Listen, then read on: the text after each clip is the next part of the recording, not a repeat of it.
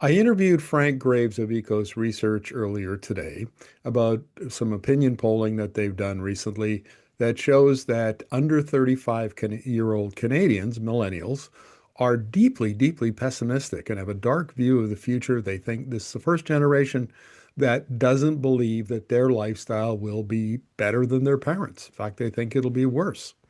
And they're anxious about their having a job. Will they lose it? They're anxious about the economic future, being able to marry, have a family, buy a house, all of those things. That's very different than the generations that preceded them.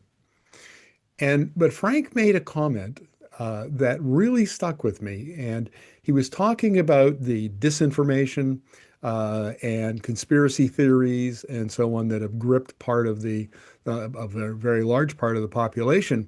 And he pointed out that Alberta is the epicenter of disinformation in Canada. Now, on my beat, oil and gas and well, energy in general, I do a lot of work in Alberta. Live there. Most of my friends are there. I know it pretty well. And I would have to say that that's absolutely true.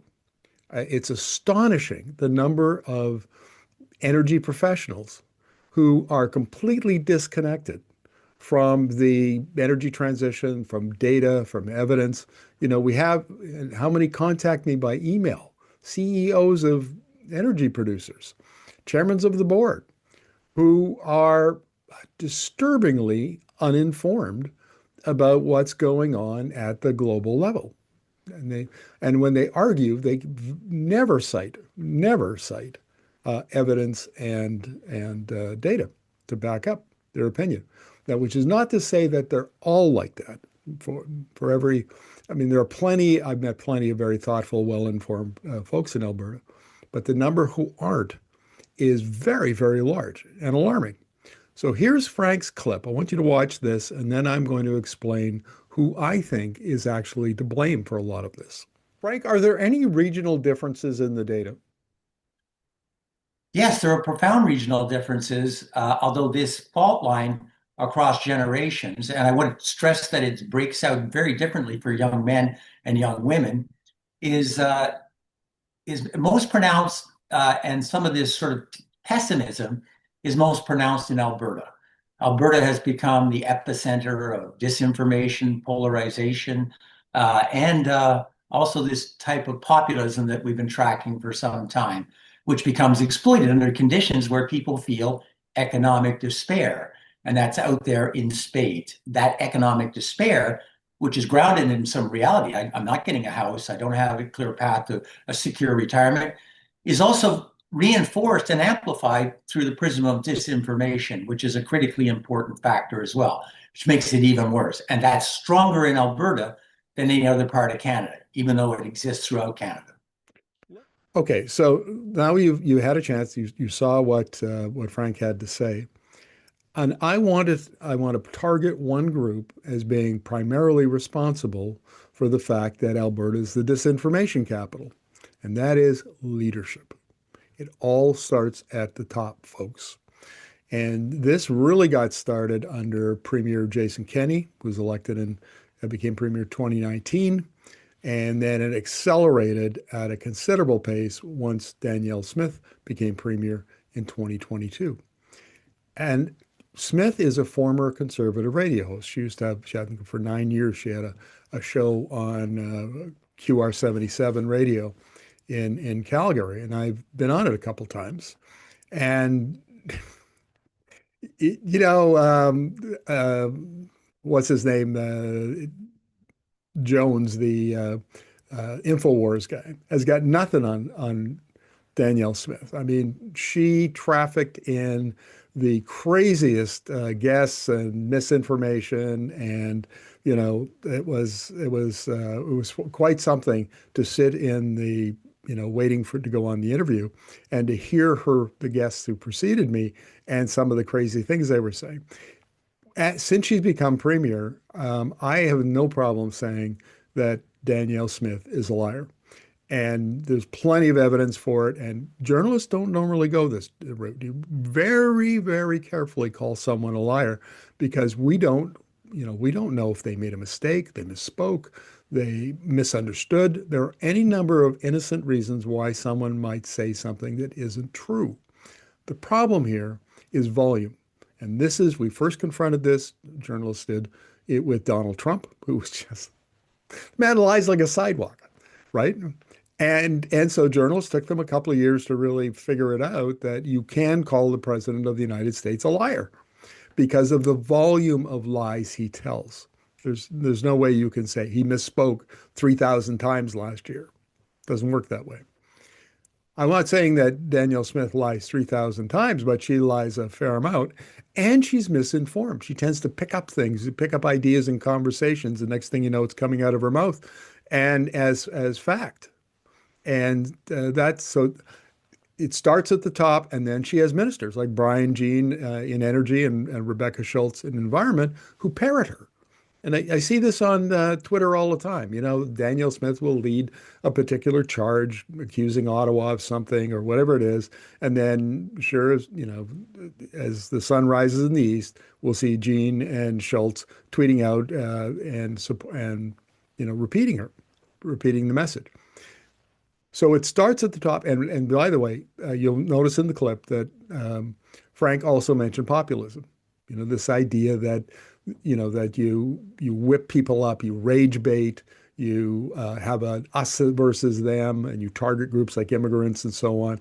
I mean, the amount of times that Danielle Smith has platformed, anti-vax crazies, she had a panel that she sent around, some of them were discredited, disbarred. I'm not sure that's the right word, but, had lost their medical license, that sort of thing.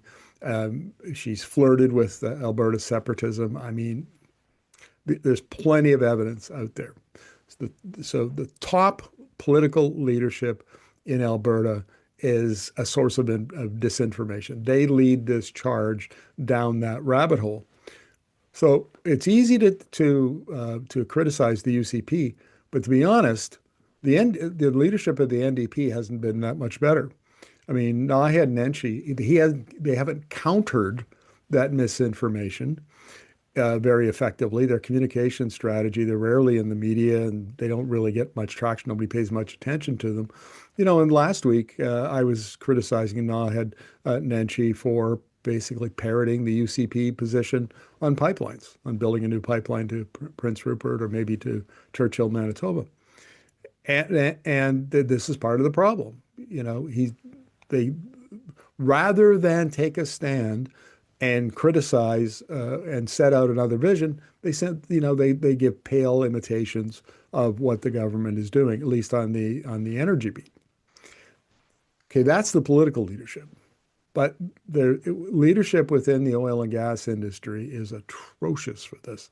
I can't tell you how many DMing on social media or emails or energy, oil and gas folks coming into onto my social media threads who are just, they make the most outrageous claims. They never can back them up. They get really, really aggressive. Like I've got a former vice president of a pipeline company, a big pipeline company, who every time when I post, whenever he comments on my LinkedIn, it seems to be, the same. He calls me a communist, and that's his criticism. Or I'll challenge some of these oil and gas experts and say, you are an expert. I acknowledge your expertise in oil and gas, but not on the energy. You are not an expert on the energy transition. That is a whole different thing. And they get really upset and aggressive. And they don't like to have their expertise challenged. And that is so pervasive in Alberta that we call it the Alberta bubble or the Calgary bubble. Everybody talks amongst themselves. They accept those narratives. They become quite common and dominant, and nobody ever questions them. And when they are questioned, it's like questioning their identity. They get really upset about it. And so it's when Frank says Alberta is the center of disinformation around oil and gas, it's in the government and it's in the industry, but it's also in the business community. I see chambers of commerce and various business people out all the time spouting this kind of disinformation. We must have pipelines, or we're going to have oil and gas for decades yet. all of that kind of stuff. They never looked at the modeling reports. They never looked at data. Somebody told them while they were sipping scotch at the Petroleum Club or having coffee in Tim Hortons, and that's it. They treat that as fact. So I have to say there are some people who push back, and I'll mention a couple here that I know them well. Max Fawcett, who's a columnist for the National Observer, goes to great lengths to do threads on X, formerly Twitter, debunking some of these really outrageous claims. And in his columns, he's very fact-based. I have great respect for Max, and he pushes back all the time. And then there's Andrew Leach, who's an economics professor at the University of Alberta. And you see him on social media, or you'll see him in op-eds and so on, pushing back and using data and citing evidence to back up his arguments. And but they're in a minority. They're a small minority. Far and away, the majority is this, incoherent cohort of people, the leadership, who are leading the charge. They're lemmings heading for the edge of the cliff, and they're happy to, they more than often than not, they're involved in conservative populism. More often than not, they're sitting around, they're involved in the oil and gas industry, or maybe the power sector in some cases, and they rely on narrative, storytelling, gossip, but they don't rely on facts, evidence, data, or expert opinion about what goes on in the global energy system. And so this is a serious problem. And it's if you're wondering why Alberta is the epicenter of disinformation, you could do a lot worse than criticize the leadership there, which traffics in disinformation.